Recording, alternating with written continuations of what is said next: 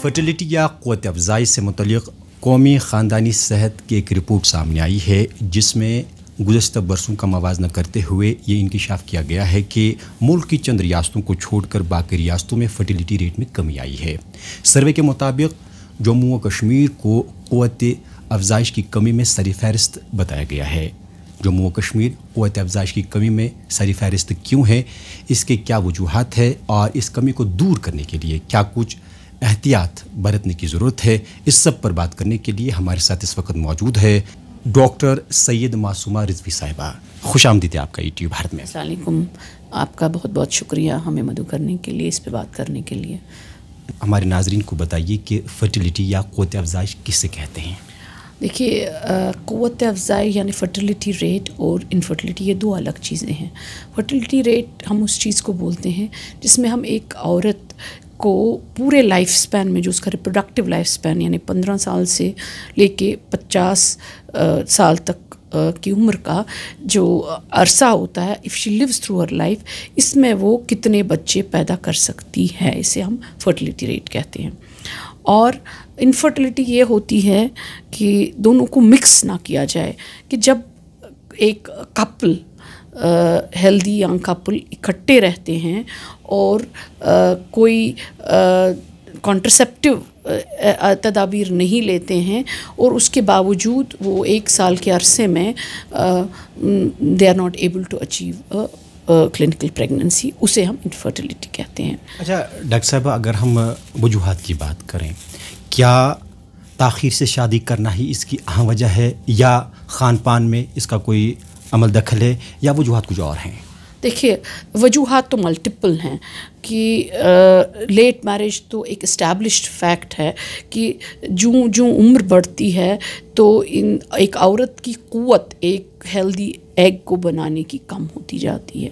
تو best portion جو ہوتا ہے، best part of the life جو ہوتا ہے، جہاں پر فرٹیلیٹی ریٹ ہائیسٹ ہوتی ہے، وہ یہی 18 سے 30 سال کی عمر۔ جو ہی عمر اس سے پار بڑھتی ہے تو یہ جو ایک ہیلدی اوم جس کو ہم بولتے ہیں بننے کی جو قوت ایک عورت میں، وہ نیچرلی کم ہوتی ہے، اور نمبر آف اوم بھی کم، کیونکہ وہ پری ڈیسٹنڈ ہوتے ہیں۔ کتنے انڈے ایک عورت کی زندگی میں بنیں گے، اور یہ وہ پری ڈیسٹنڈ ہوتے ہیں ایٹ برتھ۔ تو پھر بہت سارے اس میں ملینز میں ہوتے ہیں، پھر پیبرٹی کے ٹائم گرتے ہیں، پھر ایک فکس رہتے ہیں جو کہ اس کے لائف سپین میں کام آتے ہیں۔ یہ ایک ہے کہ جب عمر درازی میں شادی ہوتی ہے تو فرٹیلیٹی ریٹ کہیں بھی دنیا کے کسی بھی کونے میں ہو تو کم ہوئے گی۔ ڈاکٹر صاحبہ، لیٹ میرج کی جب ہم بات کرتے ہیں تو کیا خواتین کی تاخیر سے شادی ہی اس کی وجہ ہے، یا مردوں کی بھی تاخیر سے شادی اس کی برابر کی ذمہ دار ہے؟ اس میں کوئی سیگریگیشن تو نہیں ہے؟ مردوں کی تاخیر سے شادی بھی اس کی ذمہ دار ہے، بٹ وہ لیسر ایکسٹینٹ، کیونکہ سپرمز ایون 60 تک بھی ٹھیک دیکھے جاتے ہیں۔ بٹ جہاں پارٹنرز میل پارٹنر 40 کی عمر سے اوپر ہو تو اس میں بھی سپرم ڈیفیکٹس ہوتے ہیں اور انفرٹیلیٹی کی وجہ بنتی ہے۔ تو یعنی کہ best portion of the life جو ہوتا ہے فرٹائل پیریڈ، وہ اللہ تعالیٰ نے نظام مرتب کیا ہوا ہے۔ جب ہم نیچرل پروسیسز کے ساتھ چھیڑ چھاڑ کرتے ہیں تو اس کی کانسیکوینسز تو ہمیں بھگتنی ہی پڑتی ہیں۔ تو کشمیر میں لیٹ میرجز کی وجہ تھوڑا ڈفرینٹ ہے than the rest of the world, کیونکہ باقی جو ڈیولپڈ ورلڈ ہے وہاں عورتیں اپنی مرضی سے شادی نہیں کرتی ہیں لیٹ، وہ کریئر اورینٹیڈ ہوتی ہیں۔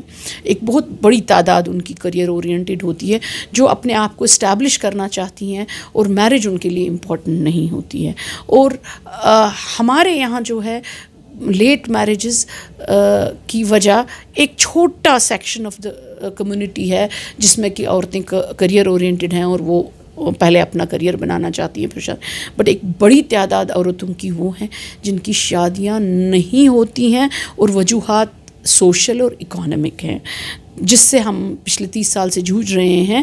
وہ ایک بہت بڑی تعداد لڑکیوں کی ہے ہمارے سامنے، وہ بلانگ ٹو سوشلی جو ہم لوور کلاس بول سکتے ہیں یا اکانومکلی ویکر سیکشن بول سکتے ہیں۔ 20% ایسا ہے کہ جہاں فیمیلز کریئر اورینٹیڈ ہیں اور وہ اپنی تعلیم مکمل کرنا، اپنے کسی شعبے میں اسٹیبلش ہونا چاہتی ہیں اور پھر شادی کرنا چاہتی ہیں، ضرور ہے۔ تو اس کی ذمہ دار تو میں صرف خواتین کو ہی تو نہیں، میں اس سوسائٹی کو کیوں ہو رہا ہے ایسا، کیوں عورتیں پہلے اپنے پاؤں پہ کھڑا ہونا چاہتی ہیں اور پھر شادی کرنا چاہتی ہیں، اس چیز کو دیکھنے کی بڑی ضرورت ہے. کھانے پینے کے عادات کا بھی فرٹیلیٹی ریٹ میں کمی ہونا وجہ بن سکتا ہے یا ہے؟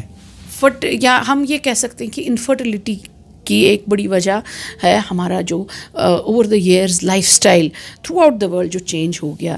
ایک ہم اپنی وادی کی بات کریں، ہمارا ایک ایگریگیرین سوسائٹی تھی جہاں زمینیں تھیں، لوگ زمینوں میں کام کرتے تھے، ایکٹیو لائف اسٹائل تھا، پیدل چلتے تھے، ہاتھوں سے کپڑے دھوتے تھے، یہ ساری چیزیں. تو جو فیسلٹیز بڑھتی گئی ہمارا سیڈنٹری لائف اسٹائل بنتا گیا، وہ ایک رہن سہن تبدیل ہو گیا، ایک سیڈنٹری لائف اسٹائل ہو گیا. اوبیسٹی یعنی کہ موٹاپے کی طرف رجحان ہو گیا. ایک کھانے پینے کی عادتیں بالکل چینج، ایک سادہ کھانے پینے کی عادت. ہم اپنے بچپن کی بات کریں تو ہمارا کھانا پینا ایک سمپل کھانا، اگر ویل آف فیملیز بھی تھیں مگر کھانے پینے کی عادتیں بڑی سادہ تھیں. بٹ آج آپ دیکھیں گے کہ اگر اتنی ویل آف فیملی وہ بھی اپنے بچوں کو پیکیجڈ فوڈ اور کینڈ فوڈ پر پال رہے ہیں. تو اس چیز کو جس میں کہ دیکھا گیا ہے کہ اس میں جو پرزرویٹیوز ہیں، بسفینول وغیرہ، وہ جین انڈکشن کر کے PCOD جس کو ہم کہتے ہیں پالیسسٹک اوویرین ڈیزیز، وہ انسیڈنس بہت زیادہ بڑھ گئی ہے. اور کشمیر یہ تھرو آؤٹ دا ورلڈ ہے، یہاں بھی فاسٹ فوڈ اسکین ان چیزوں سے لائف اسٹائل چینجز جو آ گئیں، جو ہمارا ٹی وی اور موبائلوں کے سامنے اپنا وقت گزارنے کی عادت آ گئی بنسبت کہ آپ دیکھیں، آپ اپنے بچپن اور آج کے بچوں کی بات کریں تو آپ دیکھیں کہ پچھلے 30 سال میں ایک بہت بڑا فرق آ گیا ہے. تو ان ساری چیزوں سے آپ کے ہارمونس پہ اثر پڑتا ہے اور یہ بہت میل فیمیلز میں ہوتا ہے اور آگے جا کے انفرٹیلیٹی کا باعث بھی بن جاتا ہے. بہت سارے PCOD پیشنٹس ہیں جو ہی وہ اپنا وزن گھٹاتے ہیں اپنے کھانے پینے کی ہے تو وہ نیچرلی کنسیو کرتے ہیں، انہیں کوئی ایڈ کی یا انفرٹیلیٹی ٹریٹمنٹ کی ضرورت نہیں پڑتی ہے. تو ہمیں یہ چیز جو ہے بچپن سے ہی اس شعور کو بیدار کرنا ہے کہ جب آپ بچے کو اسکول جاتے وقت ایک چپس کا پیکٹ تھماتے ہیں، اس کے بدلے آپ اگر گھر میں بنی ہوئی کوئی اچھی سی چیز انہیں تھمائیں، وہ ایک بہترین چیز ہوگی فیوچر جنریشنز کے لیے. ہماری ہیریڈیٹی کا اس میں کوئی عمل دخل ہے؟ اگر کوئی باپ کسی ایج میں انفرٹائل ہوتا ہے یا چند بچے جنم دینے کے بعد ماں ہوئی ہوگی، کیا ان کے بچے بھی انفرٹائل ہو سکتے ہیں؟ Not necessarily unless genetically prove کیا جائے. یہ جو ہے کہ یہ انفرٹائل تھے اس لیے یہ بھی انفرٹائل ہیں، اس میں کوئی سنڈرومز اگر ہوں جو ٹرانسمٹ ہو گئے ہیں وہ ہیں، مگر یہ جو ہے اور جینیٹک ماڈیفیکیشنز اگر کچھ ٹرانسمٹ ہو گئی ہیں ان کی بات ہو، مگر ایز سچ کہ یہ جی اس عمر میں انفرٹائل ہو گیا تھا تو اس لیے اس عمر میں اس کا بچہ بھی انفرٹائل ہو جائے گا، ایسا کوئی اسٹڈی تو نہیں سامنے آئی ہے. ڈاکٹر صاحبہ، ایک سروے سامنے آیا ہے جس میں وادی کشمیر میں ذہنی تناؤ کے شکار 45% آبادی کو پایا گیا ہے. کیا قوت افزائش میں کمی اور ذہنی تناؤ میں آپس میں کوئی تال میل ہے؟ بہت بڑا تال میل ہے جس کا اثر ہم ان پچھلے 30 سالوں میں اپنی یہ جو انڈسیز آپ کی ہیں ان پر دیکھتے ہیں.